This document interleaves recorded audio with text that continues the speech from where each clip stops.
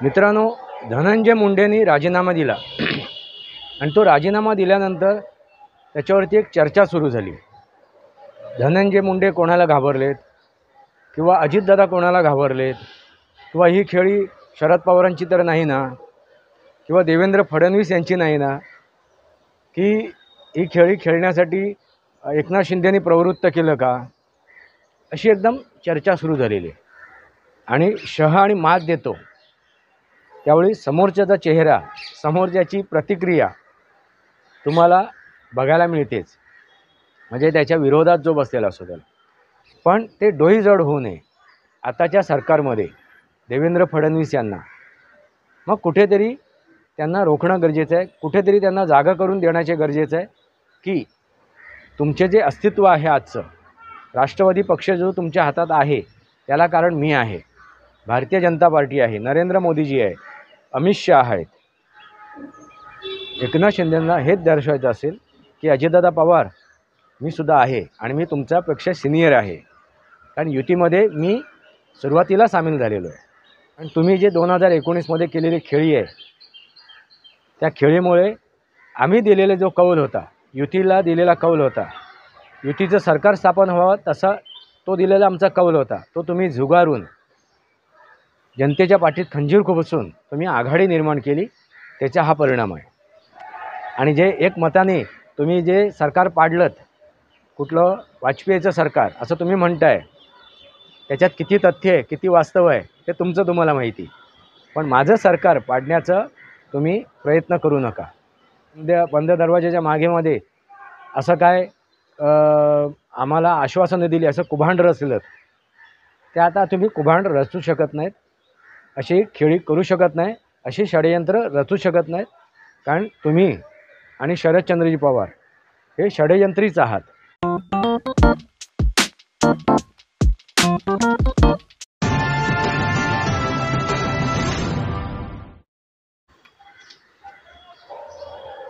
नमस्कार मित्रांनो, वास्तवावर बोलू काहीतरी या शृंखलेमध्ये पुन्हा एकदा आपलं स्वागत। मी आपला मित्र राजेश वासंती साबाजी किळुसकर। मित्रांनो, धनंजय मुंडेंनी राजीनामा दिला आणि तो राजीनामा दिल्यानंतर त्याच्यावरती एक चर्चा सुरू झाली।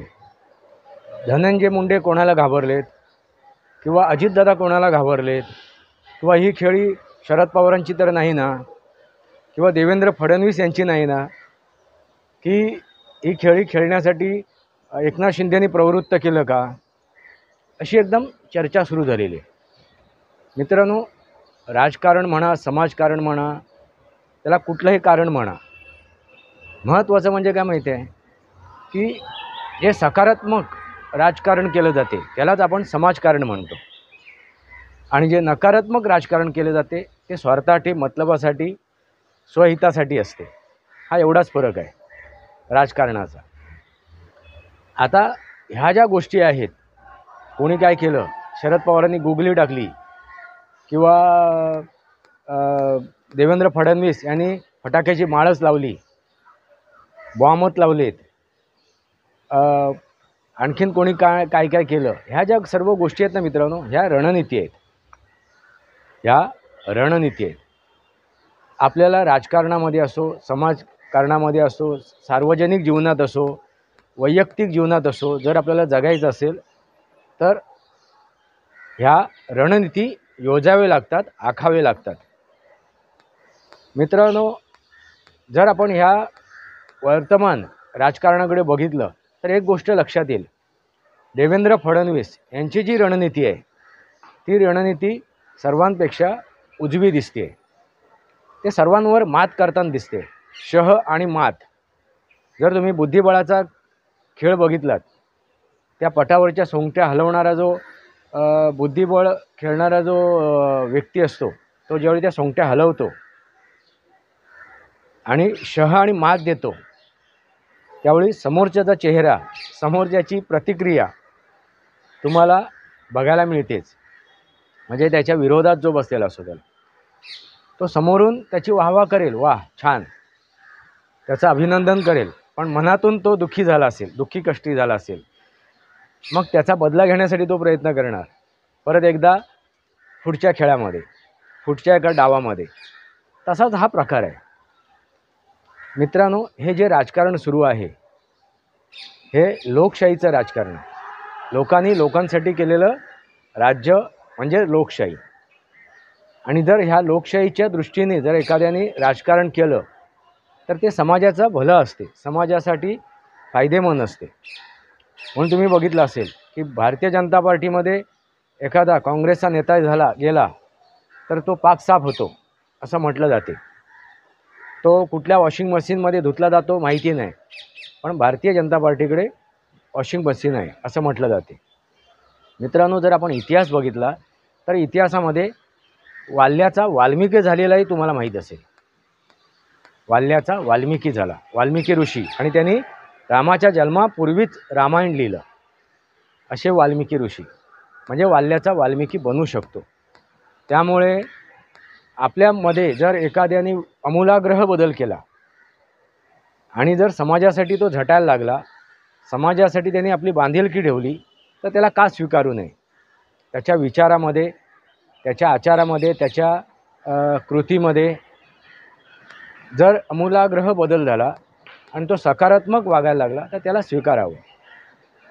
मित्रांनो, ह्या उलट जी गोष्ट आहे, एखाद्या व्यक्तीवर तुम्ही कितीही संस्कार करा, कितीही मार्गदर्शन करा, कितीही त्याला समजावण्याचा प्रयत्न केला, पण तो बदलत नाही, त्याची वृत्ती बदलत नाही. उदाहरणार्थ शरदचंद्रजी पवार यांची वृत्ती आजही बदललेली नाही आहे. ते त्याच षडयंत्राच्या मानसिकतेमध्ये आहेत. जसं आपले शकुनी मामा यांनी आपल्या शेवटच्या श्वासापर्यंत फक्त षडयंत्रच रचले. षडयंत्र रचणे हा त्यांचा स्वभाव गुणधर्म आहे. तसाच शरदचंद्रजी पवार यांचा आहे. मित्रांनो, त्यामुळे असं वाटते की आता शरदचंद्रजी पवार काहीतरी करतायत. शरदचंद्रजी पवार यांनी त्या साहित्य संमेलनामध्ये एकनाथ शिंदेंच्याबद्दल असं वक्तव्य केलं. शरदचंद्रजी पवार यांनी देवेंद्र फडणवीस यांची भेट घेतली. शरदचंद्रजी पवार यांनी अमित शहा यांची भेट घेतली. नरेंद्र मोदीजी यांची चर्चा केली. मित्रांनो, ते करणार, ते प्रयत्न करणार. प्रत्येकाला आपलं राजकीय अस्तित्व, भवितव्य जर टिकवायचं असेल तो आपापल्या परीने, आपापल्या कुवतीने, आपल्या क्षमतेने प्रयत्न करणार. मित्रांनो, इथे जर आपण विचार केला तर धनंजय मुंडे यांचा जो राजीनामा आहे तो राजीनामा देण्यास त्यांना भाग जे पाडलं गेलं आहे त्याच्यामागे रणनीतीसुद्धा असू शकते. आणि ती रणनीती देवेंद्र फडणवीस यांचीसुद्धा असू शकते. ती रणनीती अजितदादा पवार यांचीसुद्धा असू शकते. ती रणनीती शरदचंद्रजी पवार यांचीसुद्धा असू शकते. ती रणनीती एकनाथ शिंदेंचीसुद्धा असू शकते. आपण आता ह्या चौघांची रणनीती समजून घेऊ. त्याच्यातून त्यांना काय साध्य करायचं आहे, काय सिद्ध करायचं आहे, काय प्राप्त करायचं आहे. देवेंद्र फडणवीस यांनी जर ती रणनीती आखली असेल धनंजय मुंडे यांना राजीनामा देण्यास भाग पाडण्याची, तर त्याच्यामागे उद्देश एकच असणार की त्यांना कुठेतरी अजितदादा पवार यांना रोखायचं आहे, त्यांचे पंख छाटायचे आहेत. कारण अजितदादा पवार हे विधानसभेच्या निवडणुकीमध्ये मी अमुक केलं, मी तमुक केलं अशी वक्तव्य करत आहेत. माझ्यामुळे अमुक घडलं, माझ्यामुळे तमुक घडलं, मी या योजना आणल्यात, मी अर्थमंत्री होतो म्हणून या योजना मी चांगल्या प्रकारे कार्यान्वित करू शकलो, वगैरे वगैरे. म्हणजे प्रत्येकजण जे काय कार्य केलं आहे त्या 2.5 वर्षाच्या काळात युतीच्या राज्यामध्ये 2019 नंतर, या 2.5 वर्षानंतर जे सरकार आलं युतीचं, त्या सरकाराची गोष्ट सांगतो आहे, त्या शासनाची गोष्ट सांगतो आहे. तर त्यामध्ये अजितदादा पवार यांचासुद्धा वाटा होता. तर त्यांनी ते आपापले योगदान हे करणार, बोलणारच, त्याच्याबद्दल ते आपापली मतं मांडणारच. आणि हा त्यांचा हक्क आहे. पण ते डोईजड होऊ नये आताच्या सरकारमध्ये देवेंद्र फडणवीस यांना. मग कुठेतरी त्यांना रोखणं गरजेचं आहे, कुठेतरी त्यांना जागा करून देण्याचे गरजेचं आहे की तुमचे जे अस्तित्व आहे आजचं, राष्ट्रवादी पक्ष जो तुमच्या हातात आहे त्याला कारण मी आहे, भारतीय जनता पार्टी आहे, नरेंद्र मोदीजी आहे, अमित शहा आहेत. हे त्यांना कुठेतरी हलवून जागं करून देण्याचा हा प्रयत्न असेल. त्यामुळे नक्कीच देवेंद्र फडणवीस यांनी हा योजलेला एक डाव असेल, एक रणनीती असेल, ते कोणी नाकारू शकणार नाही. आता येऊया आपण अजितदादा पवार यांच्याकडे. अजितदादा पवार यांनी ती गोष्ट का केली असेल? कारण तुम्ही जर यापूर्वीचं राजकारण बघाल धनंजय मुंडे यांचं, तर ते राजकारण करताना जी त्यांनी आपण काय आहोत, आपली काय प्रतिष्ठा आहे, आपला काय दबदबा आहे, हे त्याने वेळोवेळी दाखवण्याचा प्रयत्न केला. तसं छगन भुजबळ यांचे पंख छाटले गेलेत. लक्षात घ्या मित्रांनो, छगन भुजबळ जशी आव्हानं देत होते अजितदादा पवार यांना, तशीच आव्हानं डायरेक्ट इनडायरेक्टली अगदी हे धनंजय मुंडेसुद्धा देत होते. कारण प्रत्येकजण आपली अस्तित्व, आपली ख्याती, आपलं महत्त्व दाखवण्याचा प्रयत्न करणारच. आता तिथे आपण धनंजय मुंडेंना चूक म्हणू शकत नाही, तो त्यांचा अधिकार आहे. पण शेवटी त्या पक्षाचे नेते कोण आहेत? राष्ट्रवादी काँग्रेस या पक्षाचे नेते कोण आहेत आजच्या घडीला? तर ते अजितदादा पवार. तर अजितदादा पवार आपल्या एखाद्या नेत्याला जो डोईजड होत असेल तर त्याला रोखणारच, त्याला त्याची जागा दाखवून देणारच. तर त्यांची ही रणनीती असू शकते. तुम्हाला काय वाटते मित्रांनो? आपण हा व्हिडिओ कुठून पाहताय? कुठल्या गावातून, कुठल्या खेड्यातून, कुठल्या शहरातून, गल्लीतून की दिल्लीतून? आपण कुठल्या पक्षाचे समर्थक आहात, कुठल्या पक्षाचे विरोधक आहेत, याचीसुद्धा नोंद करावी. आणि तुम्हाला काय वाटते? हे जे काही मी भाष्य करतो आहे, हे जे काही मी चर्चा करतो आहे तुमच्यासोबत, तुम्हाला काय वाटते? कारण अनेक ब्रॉडकास्टवरती किंवा अनेक यूट्यूबरनी आपापली मतं मांडली आहेत. ते असं म्हणतात की देवेंद्र फडणवीस यांनी अजितदादा पवार यांना रोखण्यासाठी हे केलेलं खेळी आहे. मान्य आहे, ते कोणीही करणार. म्हणून हा विषय तुमच्यासमोर ठेवतो आहे. फक्त अजितदादा पवारच का? देवेंद्र फडणवीस का? तर बाकीचेही असू शकतात, उद्धव ठाकरेसुद्धा असू शकतात. प्रत्येकजण आपापली रणनीती वापरणार. मित्रांनो, आता आपण येऊया एकनाथ शिंदेंकडे. एकनाथ शिंदेसुद्धा त्या युतीमध्ये आहेत. आपलं अस्तित्व, आपलं प्राबल्य दाखवण्याचा तेही प्रयत्न करणार. त्यामुळे बघा, एकनाथ शिंदे हे ज्यावेळी ते मुख्यमंत्री होते आणि मुख्यमंत्री पदावरून ज्यावेळी ते पदच्युत झालेत, पायउतार झालेत, त्यानंतर त्यांचं जे भाष्य आहे निवडणुकीच्या काळाच्या दरम्यानसुद्धा आणि आता सरकार स्थापन झाल्यानंतरसुद्धा, ते काय सांगतायत? लाडक्या बहिणीची योजना मी आणली, माझ्या लाडक्या बहिणी, माझे लाडके भाऊ, माझे लाडके शेतकरी, माझं लाडकं अमुक, माझं लाडकं तमुक, मी अमुक केलं, मी तमुक केलं, मी ह्या योजना अशा सफल केल्या, मी योजना तशा सफल केल्या. परत त्या साहित्य संमेलनामध्ये त्यांनी ते एक वक्तव्य केलं, देवेंद्र फडणवीस यांना टोचण्यासाठी, त्यांचा चिमटा काढण्यासाठी, त्यांचं लक्ष वेधून घेण्यासाठी. काय तर शरदचंद्रजी पवार यांनी टाकलेल्या गुगलीमध्ये अनेक जणांची विकेट गेलेली आहे.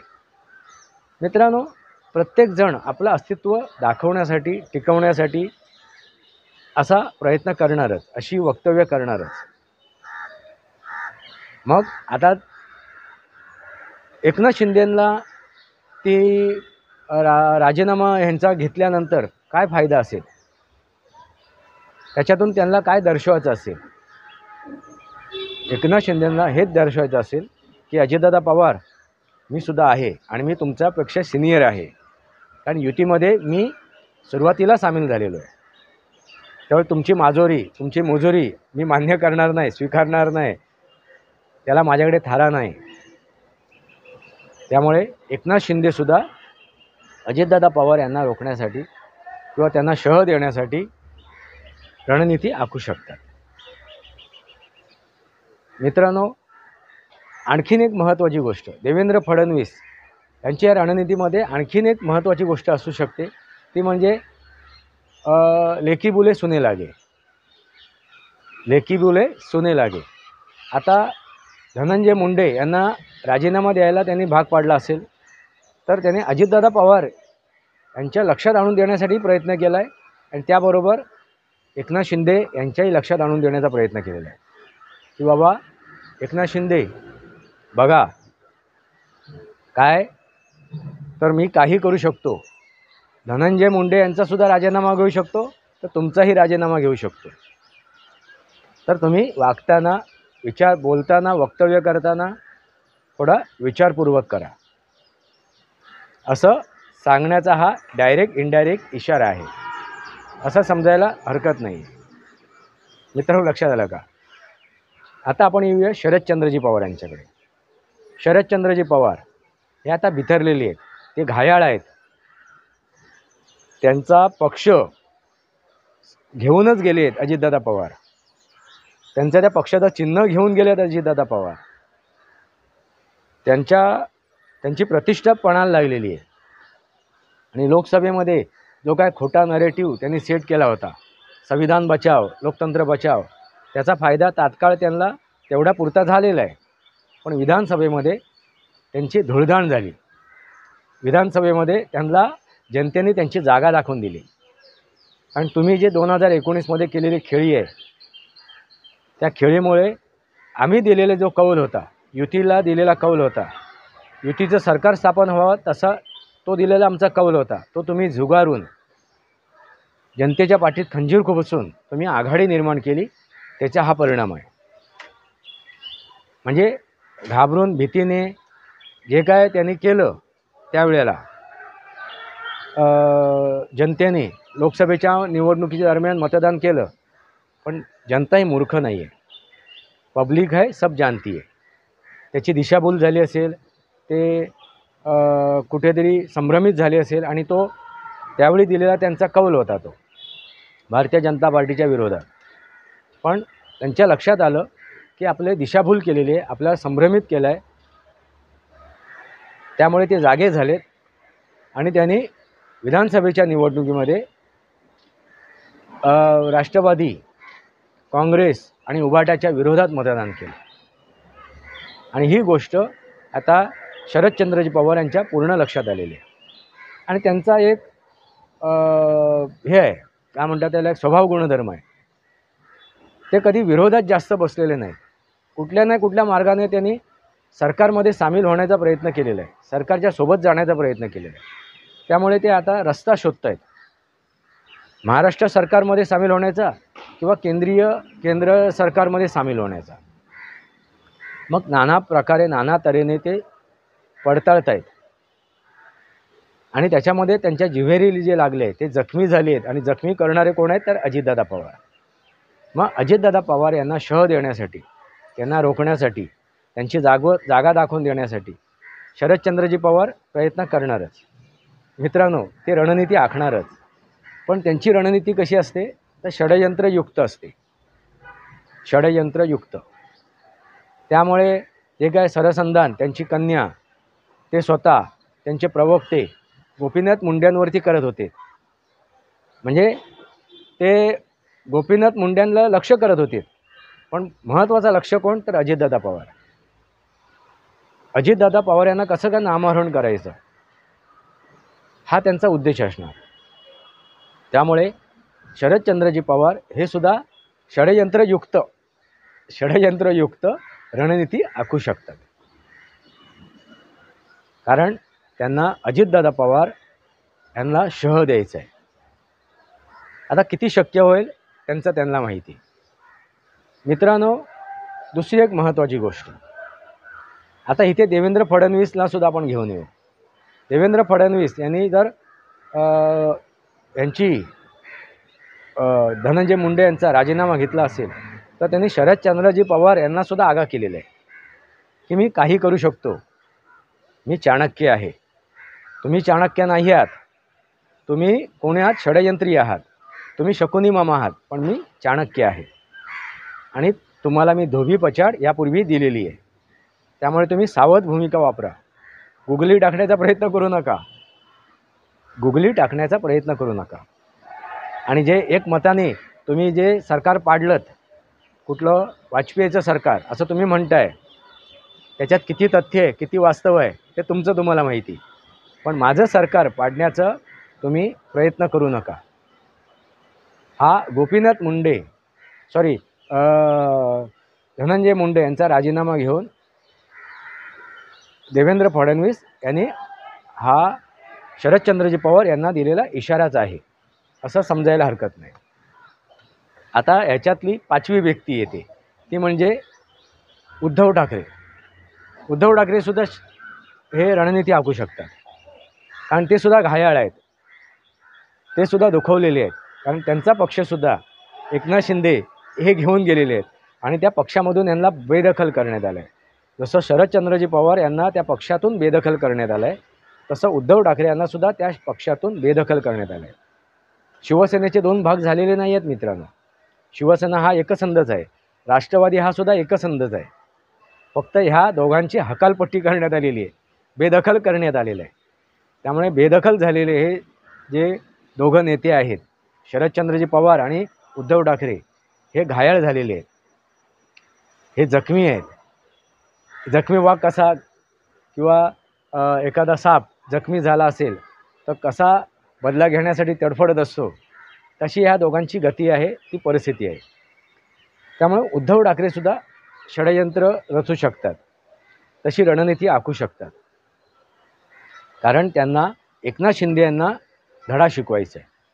मित्रांनो लक्षात घ्या, त्यांना देवेंद्र फडणवीस यांना धडा शिकवायचा आहे. कारण त्यांची 2019मध्ये जे त्यांनी सरकार स्थापन केलं होतं, मुख्यमंत्री बनलं होते, त्यांना जे मुख्यमंत्री पदावरून पदच्युत करण्यात आलं, हकालपट्टी करण्यात आली, त्याचा बदला घेण्यासाठी ते तडफडत असणार. त्यामुळे अगदी धनंजय मुंडे यांनी राजीनामा द्यावा यासाठी उद्धव ठाकरे यांनी सुद्धा रणनीती आखलेली असणार.